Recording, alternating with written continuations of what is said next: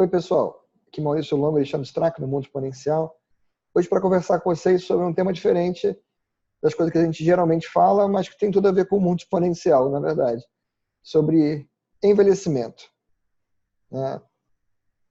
Recentemente, eu assisti a uma palestra e 2 entrevistas de um pesquisador chamado David Sinclair, que conta sobre o trabalho que é feito no laboratório dele em Harvard sobre envelhecimento. E ele tem umas coisas muito interessantes a falar, né, Alexandre?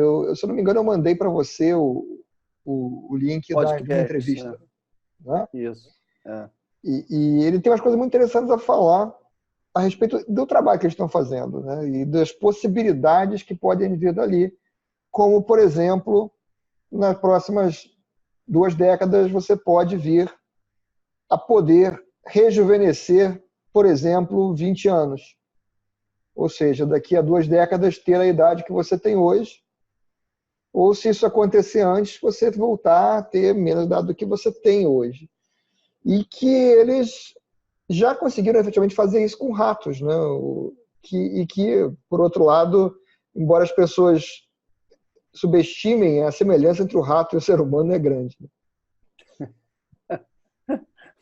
Eu não vou entrar nessa discussão especificamente, porque ela daria um programa separado, que não tem muito a ver com o mundo exponencial. Eu acho que o tema não deveria ser envelhecimento, e sim rejuvenescimento. Mas, enfim, eu acho que o que é interessante não é só a questão do rejuvenescimento que ele aborda, né? Acho que uma das coisas bem interessantes é que as descobertas demonstram que não só você pode rejuvenescer, como ela elimina praticamente a possibilidade de você ter algumas doenças, né? Como alguns tipos de câncer automaticamente são eliminados da sua possibilidade de adquirir essa doença. Para mim, esse fenômeno é muito mais importante do que o fato de você rejuvenescer. Se você só envelhecer sem correr o risco de ter doenças como essas que estão cada vez mais comuns, né, já, digamos, justificam para mim a existência da pesquisa e o valor da descoberta. Se você ainda não assinou o canal, clique aqui embaixo para assinar e marque o sininho para ser notificado quando saem novos vídeos. Se você está escutando o podcast e ainda não fez a sua assinatura, procure na sua plataforma de preferência para que você seja avisado quando forem lançados novos episódios. Se você gostar do que você vir e ouvir aqui, deixe o seu like, porque o feedback é interessante para nós. Eu acho que o ponto principal da pesquisa dele é que trata o envelhecimento como uma doença, como uma coisa anormal, ao invés de ser aquilo que a gente sempre considerou como sendo normal. E eu acho que isso é interessante porque, como ele coloca numa das entrevistas que eu assisti, quando a ciência consegue trazer a cura para uma determinada doença, aquela pessoa que não morreu daquela doença hoje, daqui a 2 anos ele morre de outra, né? E essa outra chegou por alguma causa relacionada ao envelhecimento, porque algum sistema do corpo começou a funcionar mal ou deixou de fazer o papel que tinha que fazer, e isso acaba levando, então, a um problema, a um novo problema. Então, o que ele coloca? Que ao pesquisar o envelhecimento e pesquisar como tratar o envelhecimento, na prática, o que eles estão pesquisando é como prevenir todas essas doenças que são trazidas por falhas cumulativas do organismo, né? Então, a pessoa que passa pelo processo, como você chamou, o processo de rejuvenescimento, ela deixa de ser candidata a ter essas doenças, o câncer é um exemplo, que são derivadas de um erro do organismo, né? O câncer é isso, né? É o processo de reprodução de células que sai do controle por um erro genético e dá origem àquelas primeiras células daquele tipo de câncer. E aí, quando você está tratando o envelhecimento, você está minimizando os erros nas células do seu organismo e, consequentemente, diminuindo a probabilidade de você ter qualquer uma dessas doenças, né? E aí, o ganho para a saúde das pessoas, teoricamente, seria enorme. Sem sombra de dúvidas que o ganho, olhando isoladamente do ponto de vista de saúde, parece quase inquestionável, apesar que devemos talvez analisar a questão de saúde por um aspecto mais amplo, né?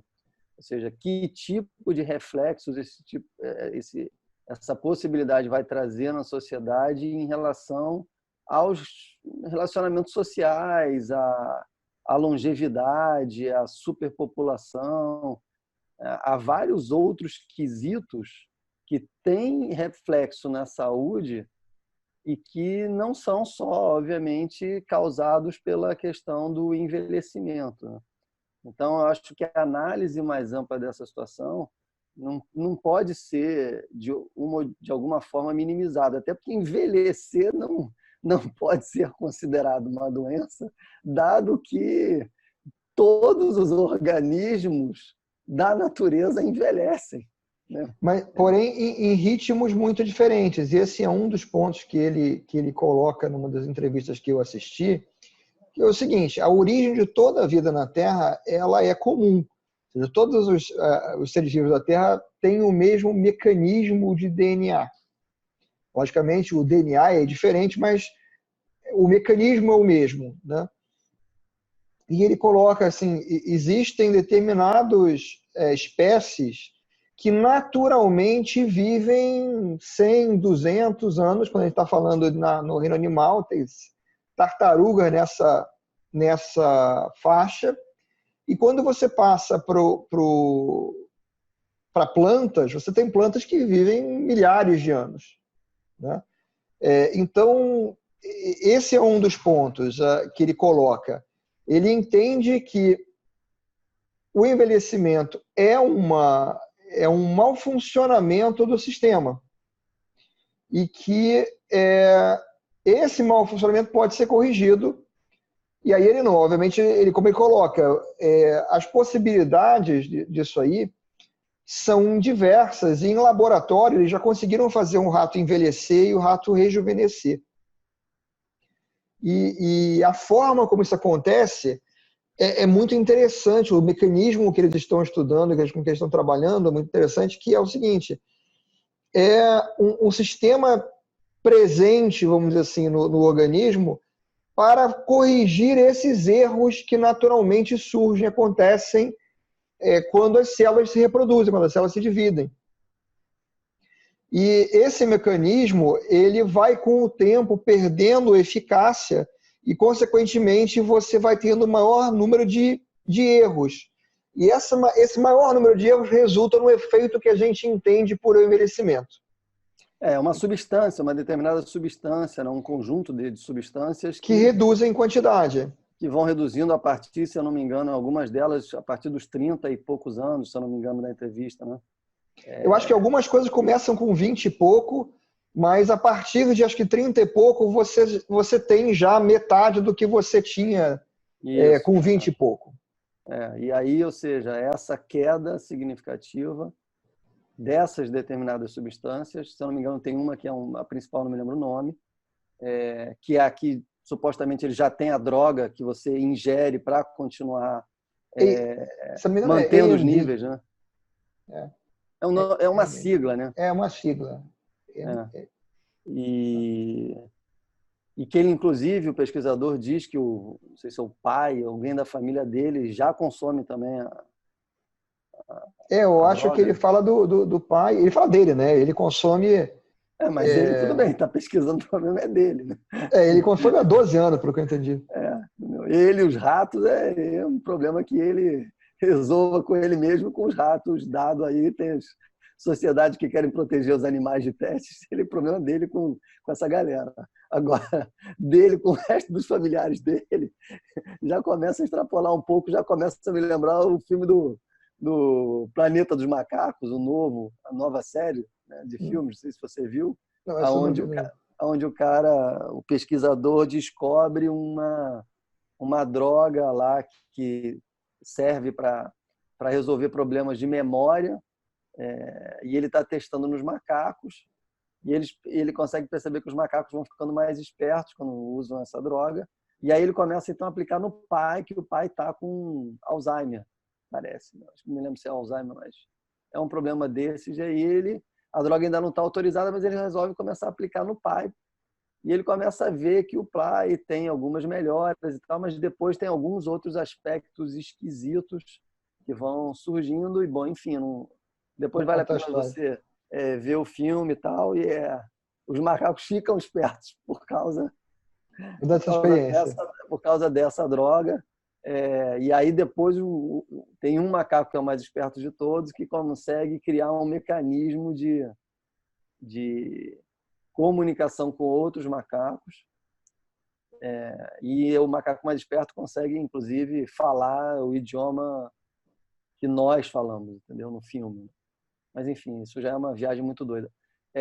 Mas, ou seja, me faz lembrar esse filme, dado as características que o cara aplica ou usa no familiar, que eu não sei se é exatamente o pai, não me lembro, mas é um familiar desses diretos.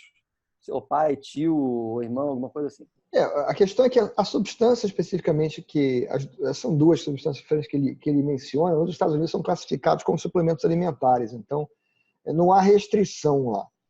Então, e como ele fala, ele não pode recomendar aquilo para você tomar aquilo para o envelhecimento, porque não existe ainda uma aprovação disso como um medicamento. E não haverá, enquanto não for considerado que envelhecimento é doença. Isso é um detalhe importante, tá? Enquanto não se considerar que envelhecimento é uma doença, não haverá aprovação de um remédio para envelhecimento. Claro. Ele ressalta bastante isso, e ele ressalta a necessidade de se considerar o envelhecimento como uma doença, para que se possa pesquisar os tratamentos para isso. Agora, o que ele coloca que é interessante é que, na concepção dele, você vai poder fazer aquele tratamento para você voltar no tempo, né? E a forma de como isso acontece é que o seu próprio organismo corrige os erros, né? E naturalmente você fica mais novo. É verdade. Tem uma galera aí que eu não gostaria nem um pouco que rejuvenescesse. Não, isso acontece, eu não tenho dúvida que tem gente que era melhor que o tempo corresse, né? Por outro lado, eu gostaria muito que o Elvis pudesse ter rejuvenescido, que o Michael Jackson também pudesse ter rejuvenescido, inclusive bastante, porque eu acho que a primeira fase da carreira do Michael Jackson é mais interessante do que a última fase. Enfim, tem uma galera que seria muito bom que rejuvenescesse, mas tem uma outra que eu não tenho vontade nenhuma nem de nomear aqui, que eu gostaria que realmente esse remédio não existisse e não pudesse fazer bem para todo mundo. Mas, enfim, o que eu acho bacana, tirando as brincadeiras que eu fiz ainda há pouco, é você de saber que existem já medicamentos que podem aliviar a dor da doença. Isso, para mim, é uma coisa muito mais importante do que, obviamente, o rejuvenescimento do ponto de vista que você colocou de correção de uma doença, como se o envelhecimento fosse considerado uma doença. Porque, ou seja, o sofrimento de várias dessas doenças, não só para o indivíduo, mas para o convívio social é muito forte, né? Ou seja, a gente tem visto aí muitas famílias sendo bastante afetadas por essa enorme crescimento dos problemas das debilidades mentais que surgem com a idade, né? E que vão ser mais comuns cada vez mais, quanto mais as pessoas vivem, né? Exatamente. E isso daí, cara, realmente, ou seja, para mim é muito mais interessante saber que tem gente indo por esse caminho que pode evitar que a gente contraia esse tipo de de coisa. E muito mais de uma forma bastante natural, né? Porque esse negócio de você entrar lá e alterar o DNA, de novo, me dá arrepios, né? Ou seja, porque, cara, não há mudança de programação que não tenha bug, né? Então, eu tenho medo dessa história, um É, medo profundo, né? de certa forma, vamos dizer assim, até a própria discussão do David Sinclair a respeito disso é como exatamente sendo uma correção de bug. Sim, Né? Você sendo o envelhecimento um bug, né? exatamente. Por que nós envelhecemos do ritmo que a gente envelhece, a tartaruga envelhece mais devagar e o cachorro envelhece mais rápido? Né? Isso, teoricamente, são diferenças no código ali que fazem com que a tartaruga seja privilegiada, vamos dizer assim, em alguns quesitos, e o cachorro, coitado, totalmente É, prejudicado, né? é. Pois é, mas é isso que eu digo, né? Ou seja, eu acho que essas interferências, elas trazem consequências que a gente não consegue medir com clareza, né? Que depois do tratamento você pode sair uma tartaruga, né? Não, né? Desde que sejam as ninjas.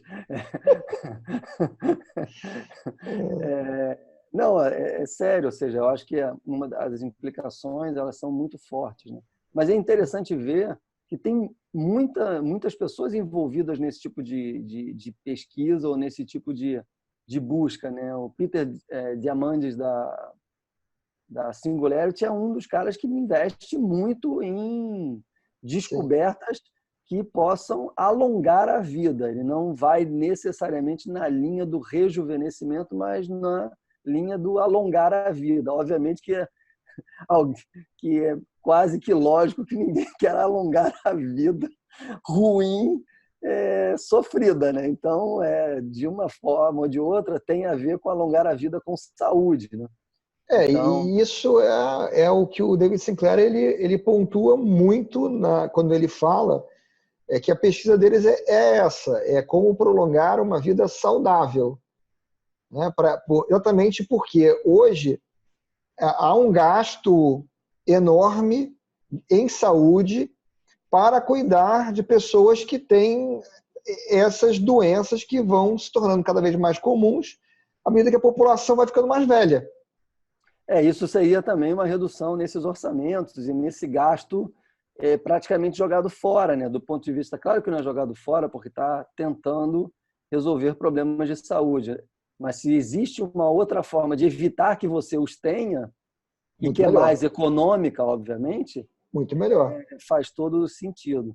Agora, a gente estava comentando um pouco antes de iniciar o vídeo, e eu não posso deixar de comentar isso aqui, é que tem muita gente que acredita que outras tecnologias vão demorar mais de 20 anos para chegarem, digamos, a nível De de adoção. ganho de massa. E, por outro lado, essas mesmas pessoas, quando ouvem esse tipo de pesquisa, elas têm certeza de que esses medicamentos vão chegar em até 20 anos, como você acabou de citar, né? Então, sim, vamos ser bem claros. Ou seja, tem gente que não acredita em veículo autônomo em 20 anos, mas acredita em rejuvenescer Em 20 20 anos. anos e daqui a 20 anos. Ou seja, me causa espanto saber como que a pessoa considera que fazer com que você prolongue a vida, deixe de ter doença, que é uma super alteração química e sei lá mais o que dentro do seu corpo, aconteça de tal forma que você melhore significativamente a sua vida. Isso vai acontecer em no máximo 20 anos, mas fazer com que os carros que já estão andando sozinhos apareçam nas ruas com maior quantidade é muito mais difícil do que fazer rejuvenescer populações, né? Não, e é interessante quando você considera, pegando exatamente essa tecnologia, que, por exemplo, ontem ou hoje eu estava lendo a notícia de que começaram a circular as primeiras linhas de ônibus autônomos na cidade de Orlando. Que Não. teve um atraso por causa do furacão que ia chegar, eles adiaram e tal, e começou agora, essa semana, a operar a primeira linha, as primeiras linhas de ônibus autônomos. Então, tá A aí gente, já, né? a gente conversou mais cedo fora do vídeo sobre isso, e a verdade é que para essa coisa começar precisa de um, né? Só precisa ter um. A partir do momento que o primeiro aparecer, é uma questão de, ou seja, o crescimento exponencial de um vai ter 2, de 2 vão ter 4, de 4 vão ter 8, e assim vai, cara. Rapidamente a coisa ganha foco. É claro que não vai acontecer uma mudança de toda a frota instantaneamente, nem em curto espaço de tempo, por N motivos, mas que, obviamente, a partir do momento que eles começarem a surgir, a transformação vai se acelerar muito rapidamente, é um fato inegável, e eu não vejo motivo algum para que esse fenômeno não ganhe proporções na próxima década. E eu acho muito mais viável ver carro autônomo na rua do que você ficar 20 anos mais novo.